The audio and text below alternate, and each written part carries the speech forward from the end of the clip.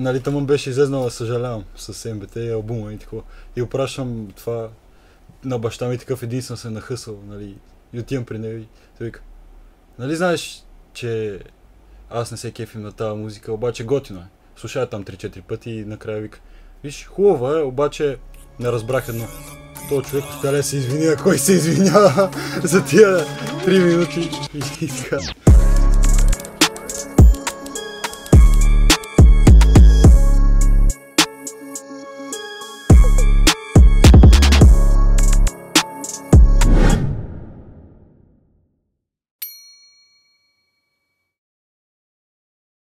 Аз съм Тоти, по-познат като Тотев, на 18 години от град Видин. Занимавам се музика от вече почти 5 години.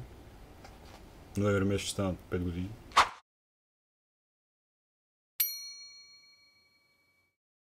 Беше ми скучно, брат, и слушах една песен на Вирго с Шизо на Уди работи.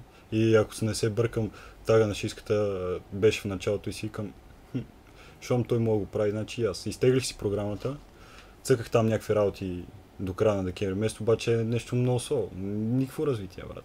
Имаше някакъв застой. Примерно 6 месеца не бях отварял тази програма. И тогава един приятел Любака почна да прави песни. Той сега в Англия. Big shout-out за Любака. Покрай него, нали, там дойде и Владо, защото той Владо се занимава с бито. И мен ми беше интересно. Аз му бях споделял, нали, че съм си изтеглил програмата, обаче нямах никаква представа кое как такова, просто сглабах лупчета, теглех готови семпли от Уперман и ги сглабях. И ставаха горе-долу на някакъв бит. Някои дори не се напасваха с темпото и беше тотална каша. Нали, една вечер се събрахме на Дискорда, споделихме екран, той ми каза, тук цъкаш това, там, такова, цялата вечер, фърли ми 5 туториала и тогава на фристайл, брат. До ден днешен се учи и това е. Като цяло той от началото ми помогна, Владо. Бих шаутаут и знам.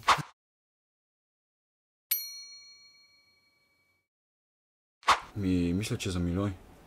Не знам, напълно на рандом, така му го пратих, той се изкефи и след 2 месеца на песента. Да не би, която вече има 350 хиляди гледане. Което е, нали, смисъл, много е. За България е страшно много.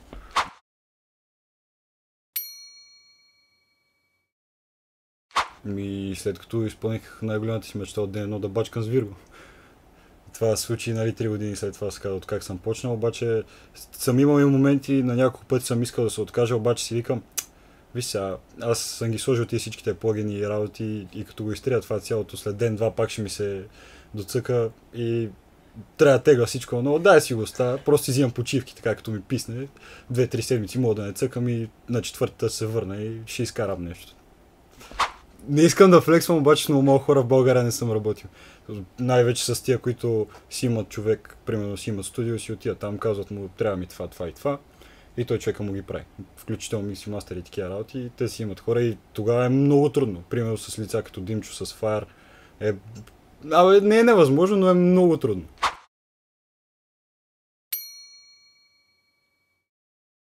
Преди една година, баш това време, бях пращал някакви работи на BM и той ме последва.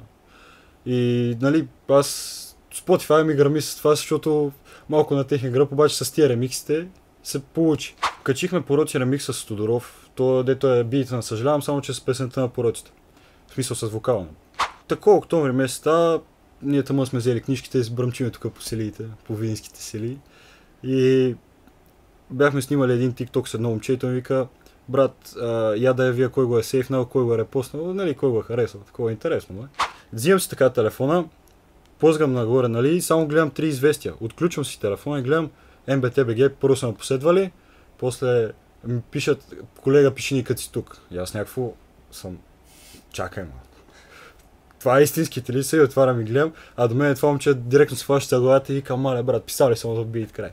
Казаха ми да им изпратят битове, пратих им и, нали, следователно след време се роди и съжалявам.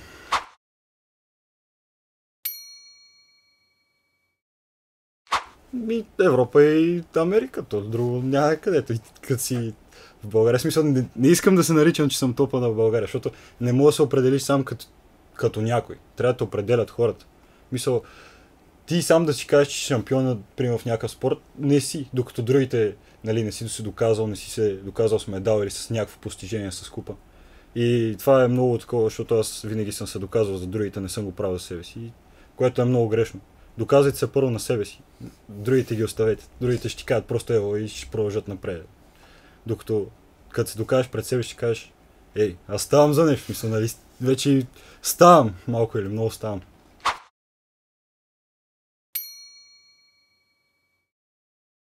С BM.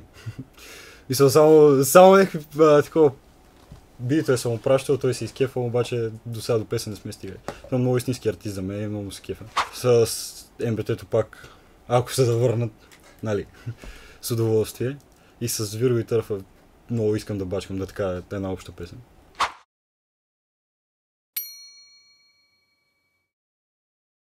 Че е недооценен и че е много често гърбен. Имал съм една много интересна случка. Сядам си в кухнята и си пускам някакво клипче, обаче ми излиза някаква песен, напълно на рандом я цъкам и само се заслушам бита и това е бит с, нали, мой бит с едно момче Милчо, Кръстев, шаталото из него. Чая да им пише на тия и викам, нали, така и така си платите ли бита? Не. И аз викам, хубаво, няма да си плащаш бита, имам го в интернет, бият ти страйка и свалям ти песента и беше буквално, ще дойда до Видин, ще убием, не знам си какво.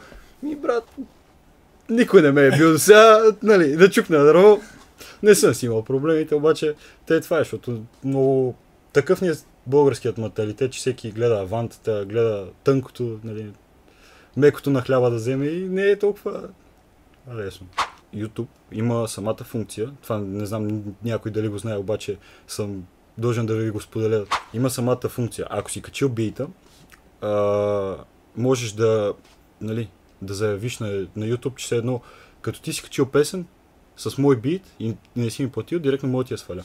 За авторски права, все едно си открадна от мен. Това го правете по-често и даже и да са готови вече песните, аз си качвам битите преди това, че ако някой не реши случайно да си качи песента и да не ми плати, аз като съм си качил бита преди това, дори да не е публичен, да си го виждам само аз, пак мога му набия страйка и да пътува.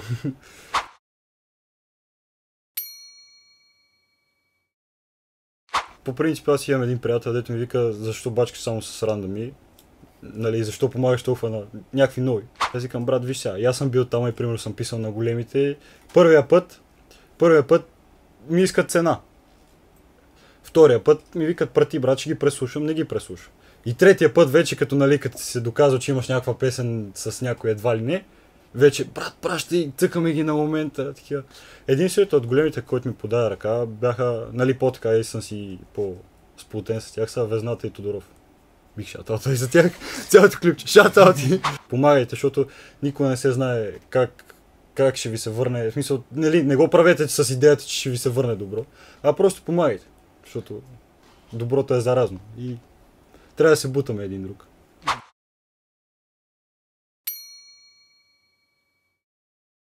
Мен, брат, аз буквално искам да съм навсякъде, ме интересува чалга ли е, метал ли е, рок ли е, трап ли е, регетон ли е, всичко, буквално искам да съм навсякъде. Някой да ми каже, нямаш примерно регетон песен, так му изкарам регетон, бит веднага и ще направи песен.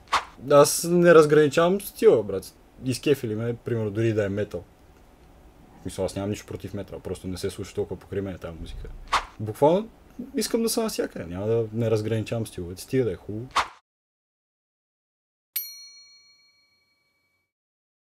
Повече концерти, макар и малки, повече допир до самите артисти. Не да е само в клуба, примерно да има и концерти на живо. Също сега са почнали да правят самите артисти благотворителни концерти, което е страшно хубаво. Мисля, това е много добро дело. Да помагаш на човек в нужда. Това е просто брилянтно. Просто трябва повече изяви. Мисля, дори да не е в клуб, дори да е навън някъде, примерно. В градинка, в нещо, пак трябва да има допир, защото има фенове, примерно, имаш малки фенове, които не могат да дойдат в клуба, а имаш и възрастни, които и пак не биха дошли в клуба и така. А и младите, примерно, много не ходят по градските градини, така че, да. Безизходно. Безизходно. Win-win. За и за рапъра. Именно.